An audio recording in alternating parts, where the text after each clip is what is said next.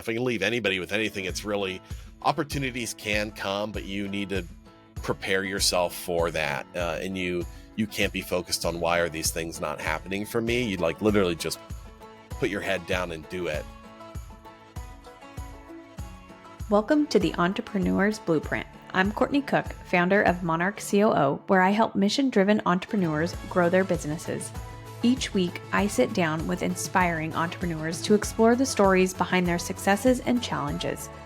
Whether you're just dreaming of starting a business or already building one, this podcast is here to show you that entrepreneurship is more attainable than it might seem, with insights for every stage of the journey. Today, I'm sitting down with David Quesenberry, who is the founder of Bearing E-Commerce. Bearing E-Commerce is a company dedicated to helping brands find the right combination of tools, services, and people to maximize their sales on Amazon, Walmart, and other retail e-commerce channels. David has a diverse background, which includes being co-creator of PPC Ninja, head of retail media for Commerce IQ, and retail manager at Goodwill Industries International. Let's dive into today's conversation and see what it takes to build a business. David, thank you so much for joining me today. Will you kick us off by just sharing about your business, what you do, who you serve, and how long you've been a business owner? Yeah, I'm David Quesenberry. I'm the founder of Bearing E-Commerce. It's a company that I've been running for close to 4 years now, originally as a solo consultancy and then as my full-time job as of a couple of years ago. The core thing we're doing with Bearing E-Commerce is helping brands make good decisions with the partnerships they make, whether that's with tools or agencies, and also helping them with managing the Amazon and Walmart channel overall. Awesome. Well, David and I, just for the listeners, we worked together previously before he started his business. And when he left, I was like, so jealous. He's doing his own thing. And that's exactly what I want to be doing. So it's just, I'm excited for you. I can't believe it's already been like 2 years. That's just crazy to think about, but it has been. I'm like, oh my gosh, that is right. It's nuts. Yeah, So time flies, and you kind of measure it by, who you remember working with and when they left. Because there's several other people we work with as well that left and did other things. And it's when I you talk know. to them again, you say, oh, okay, that was like a year and a half ago when Yeah. that happened. So Yeah. It's crazy. Time flies. It's great. So, I mean, I kind of know an inkling here, but I would just love for you to share what inspired you to start your business. yeah, I think it was frustration with client success. So, I had for years helped, whether it was at SaaS companies or agencies, help businesses with managing Amazon, Walmart, Target, advertising, you name it.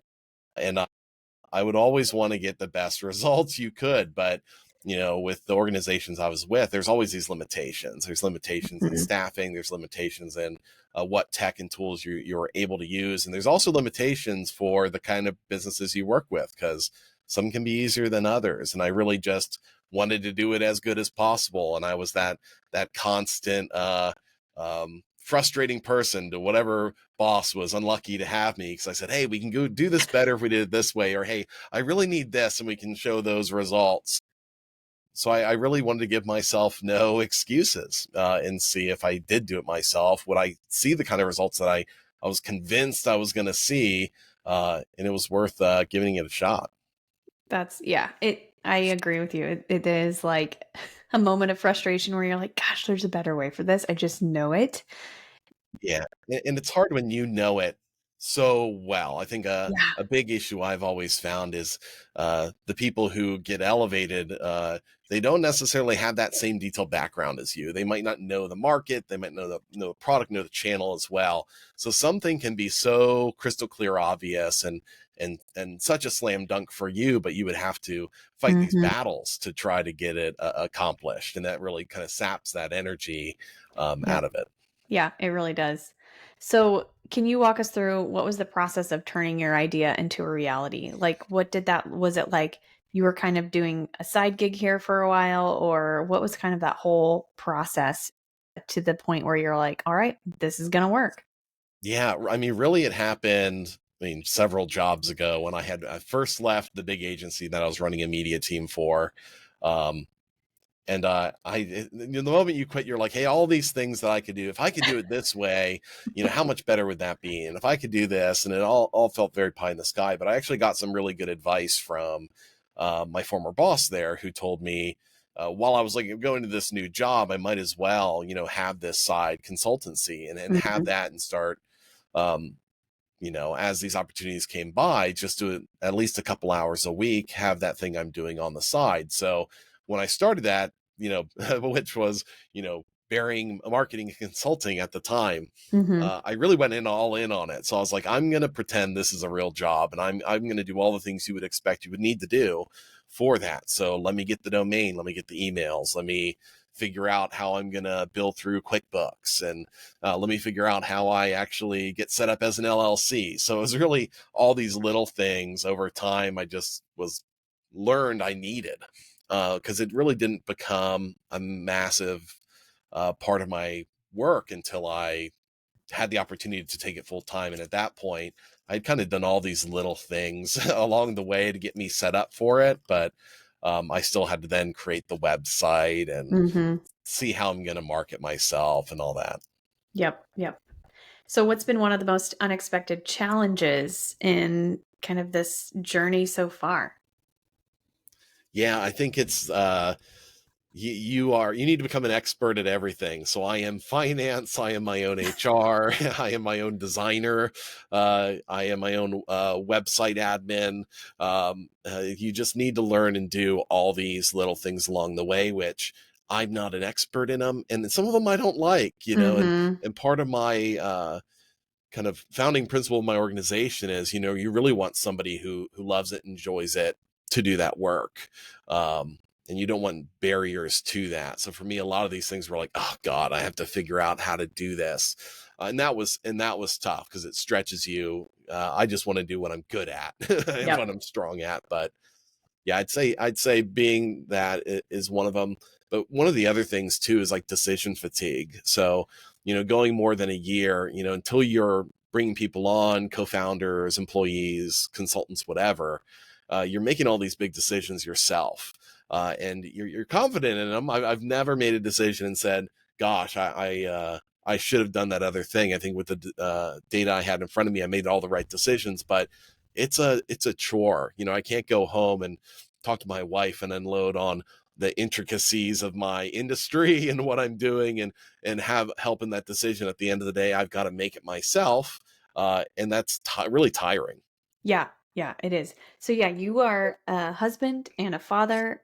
Remind me how many kids because I'm pretty sure you have a gaggle of children, right? I do. Yeah, I've got three. So I've got 9, Okay. 7, and 2.5. So, Yeah, it's a you lot to balance this between coaching soccer teams and picking up at the bus stop and doing all these other things. I've got a great partner in my wife that handles a lot of that Mhm. stuff.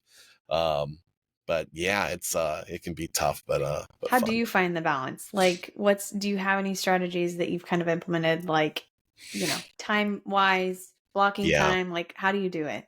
Well, going off of my own was like the best thing for it, because Yeah.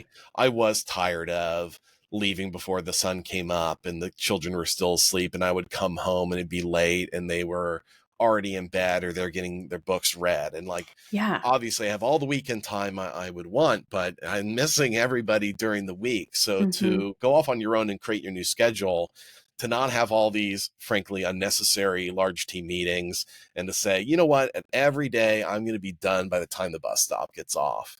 And I might work a little bit more in the evening, but I can pick that calendar and that schedule out. I would never have been able to coach my kids' soccer team No. with the place I worked last. It was impossible. So you really, if it's your own priority and you want those things to happen when you're an entrepreneur, you can make those things happen. You don't need to um, sacrifice it unless you want to.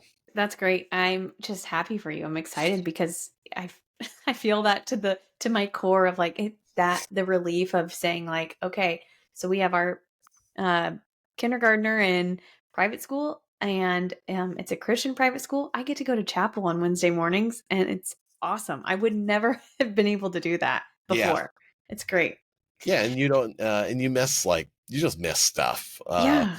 when you're going through it. And honestly, it's helped time not fly by so fast when it's like I'm actually Mm, feeling connected. It's not yeah. like I look up and I go, oh, it's been 3 weeks have passed. It's like, no, I know what happened. We had the midterm report cards come out, and I got to see that stuff, and we had these events that happened. So it's all, I don't need to miss all that stuff, and it Yeah. helps to slow things down. That's awesome. So I feel pretty passionate about the fact, at least for me, that my childhood was really formative for me in being an entrepreneur. My parents were both entrepreneurs. I kind of witnessed what they did growing up. But that isn't the case for everyone. So I'm kind of curious if you could tell me a little bit about your childhood. Where'd you grow up? What was your family like? And what kind of foundation you had in as it relates to entrepreneurship? Yeah, I mean, definitely different for me. So I'm from mid-state Pennsylvania, a town called Sharmanstown, which is next to Mechanicsburg, which hardly anybody knows. But if you know the comedian Shane Gillis, he's from the same town that I was from. Nice. And I think I was best friends in preschool with his cousin at a time. So That's mid awesome. mid-state Pennsylvania, these small towns are just, you know, a couple low thousands of people and then a bunch of cornfields, and there's another small town there. So growing up, I never went to a big city or anything. I had an older sister and a half brother, and my parents. But growing up was rough. My mother died when I was pretty young. I was 8, and um, Wow. I'd stayed with my dad for quite a while, but he was, for someone who loses a spouse, there's a lot of ways your life can devolve, and his definitely did. Mhm. And it definitely affected me. So I went from living with my dad to being with my grandparents. And then from living with my grandparents to just begging to kind of get out of the life situation I was in. And my uncle, so my mother's brother, and his wife took me in here in Seattle. So I Wow. was able to move to Seattle. I've been here ever since. Made that transition. I believe when I was 13. It's hard to look back and go through all that, but really it was tumultuous childhood for me. I can't look back and think of any like huge great fun moments or inspiration points. Really, I felt like I was forced to learn a lot of things Mhm. myself growing up, and maybe that I could look back and say that's part of entrepreneurship. It's far Yeah. easier for me to learn by doing. Very hard for me to sit through a lecture from somebody and say I know how to do that. It's just not the way I figure it out. I got a trial and error. Yeah, you had to grow up fast. It was like you're either gonna sink or you're swim, and you have to make that decision. That's crazy. Thanks for sharing it. Do you I mean, in my mind, that was extremely formative from a stance of like, you're just gonna buckle up and figure it out, and you have to be independent.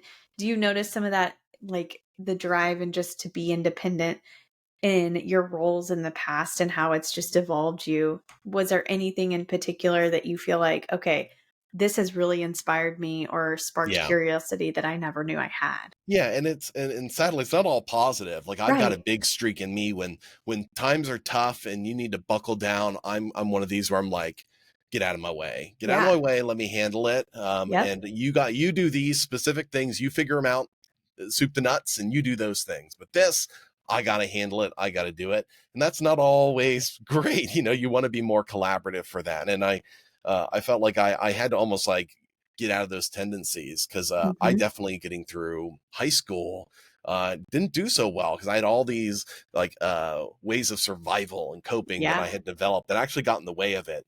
It wasn't until I got out of high school and I went into the working world and I worked a bunch of retail jobs that I kind of figured it out and I kind of pieced it together, and I was able to kind of like look back, deal with my past, understand where I wanted to be, and kind of, Mhm. I don't know, grow up's a bad way to put it, but it's almost like learn how to be successful to a Yeah. degree. Yeah, you had to have grit. You had to just figure it out. Did you always know you wanted to be an entrepreneur, or was that always like in your mind? Did you envision that you'd be here someday where you are your own boss? Or Yeah, has it no, been like unexpected? For a long time, no, absolutely not. I actually, I remember I was working Goodwill for a long time. I worked retail management there, and I had Yeah. gotten a promotion to a job, and I was going to make 40,000 a year. And I Yeah. got emotional about it. I was like, I can pay all my bills. Like, This yeah. is going to work really well for me. And I was like, it's going to be this career. I'm going to be lucky if I make 80, $90,000 a year. Yeah. That's where I was sitting. I really got lucky with how I fell into my field of retail e-commerce. I was working doing other things for a brand. They had a gap in managing ads, and I started doing it, Mm. and it fit like a glove. I was like, this makes so much sense to me.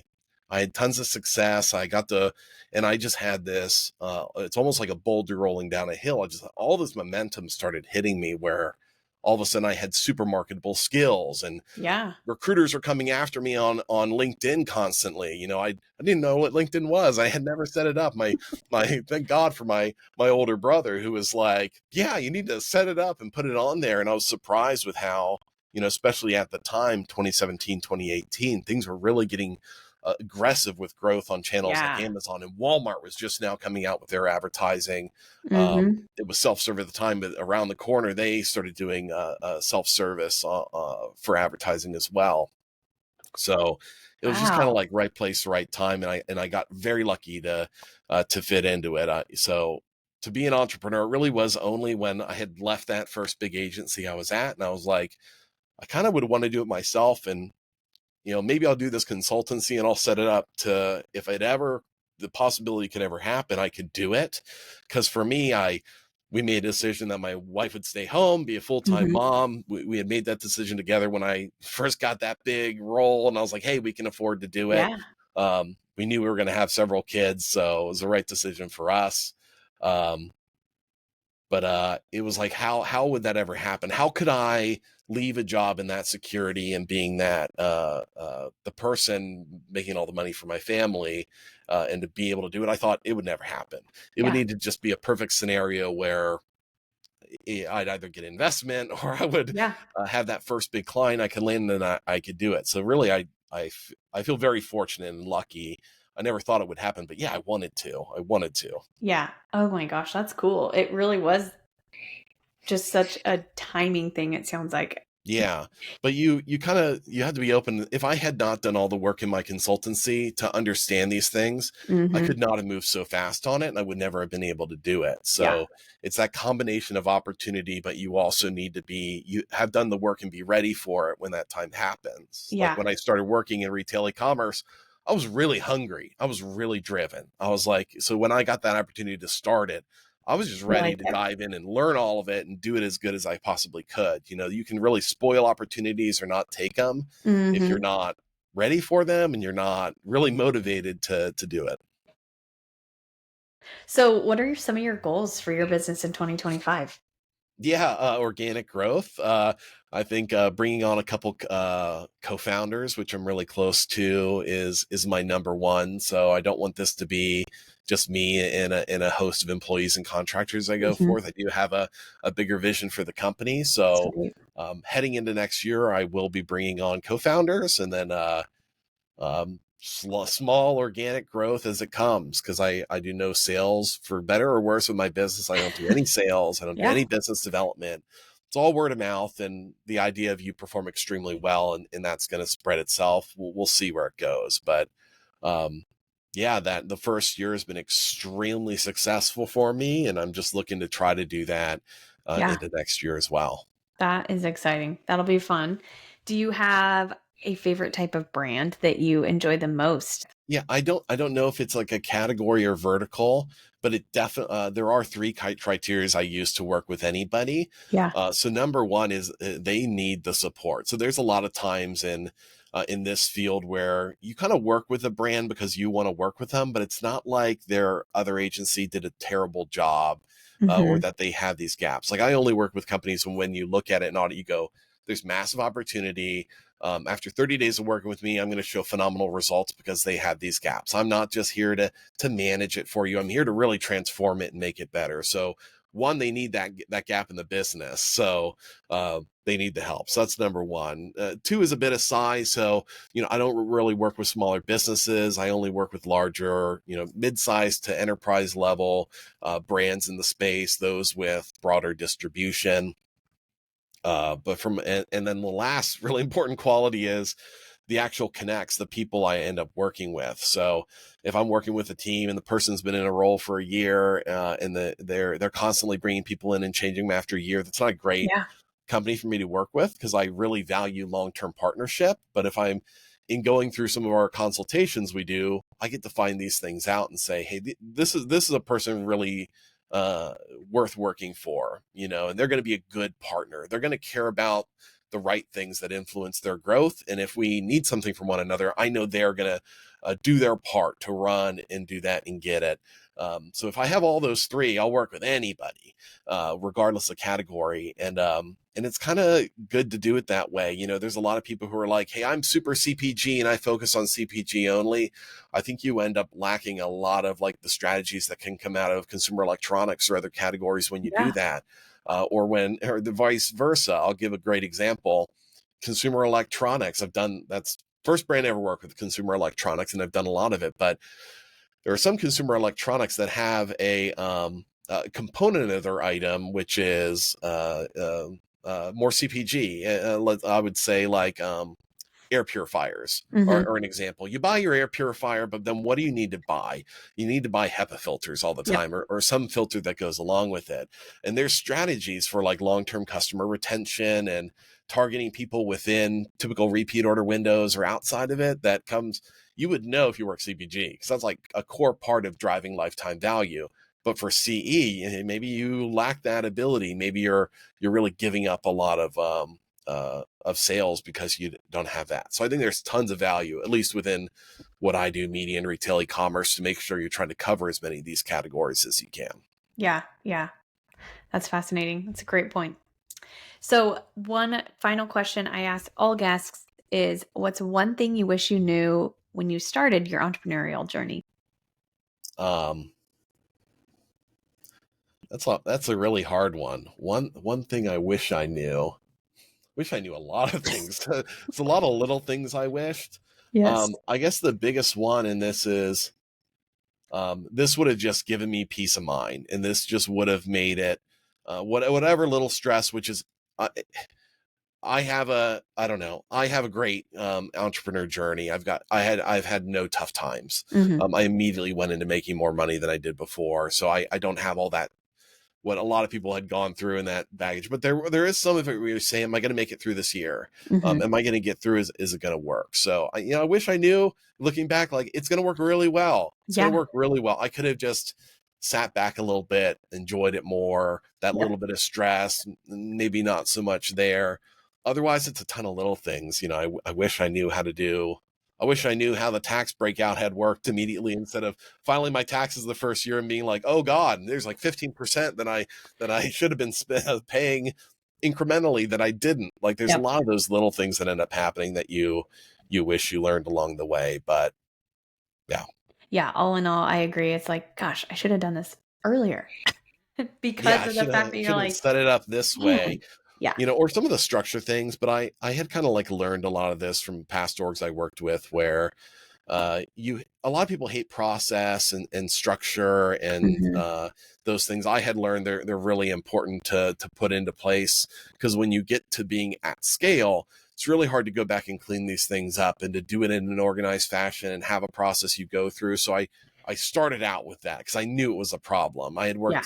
I had come in to clean up teams, and I was like, this is impossible. It's not going to happen. No. There's too much that you would need to overcome. And the answer would be, we need to overstaff until we can fix it. And no company ever is going to do that. So I knew I'm not going to get myself set up in that way.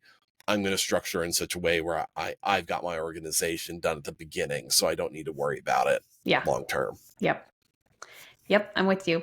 Get started with a really solid foundation makes it so much easier. We've both, I think, lived through those times of like, okay, this was never started in a way that you can scale it. So now I have to Yeah. clean this up. And it It's a can mess. sound silly. You're like, oh, I'm putting on my like I do a, can't really see it, but I do like a whiteboard for myself. I Yeah. go, what do I need to do just today? What do I need to do this week? What do I need to do this month? And I do give myself the flexibility that if it's due this week, I don't need to do it today. So if I want Yeah. to want to slack off a little bit, if I want to push it, I can do it. I just need to get it done by the end of the week. And sometimes it can feel silly writing it on there because I'm like, I'm doing a task for myself and I'm talking to myself about it. Like I'm not assigning this to somebody. I'm not dependent to anybody to it, but you're just practicing holding yourself accountable and Mhm. being disciplined on it. Yep. Yep. That's great. That's so helpful. Well, thank you so much for joining me today. I really appreciate it. And I think that a lot of listeners are going to get a lot of inspiration from your story. I appreciate you being vulnerable and sharing more about who you are, David. So thanks again.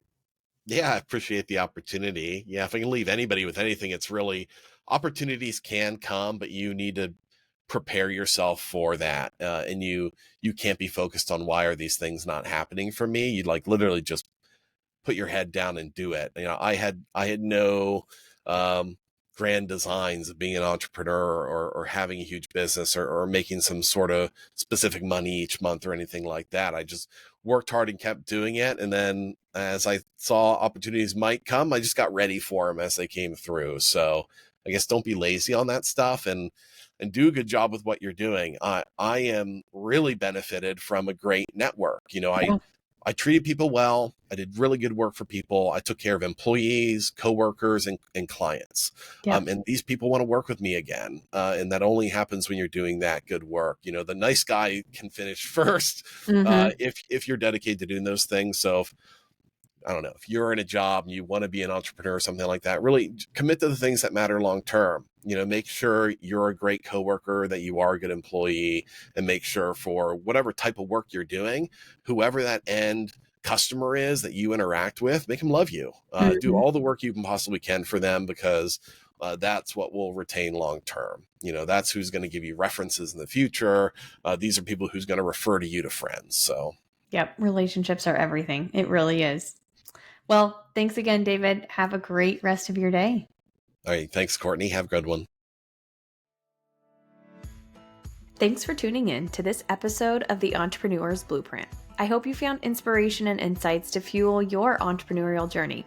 If you're looking for support in building or scaling your business profitably, visit my website or send me an email to learn more about how I help mission-driven businesses become more profitable, proactive, and efficient.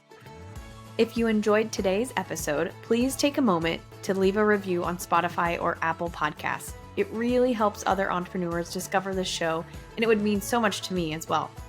Until next time, keep building, keep dreaming, and keep going.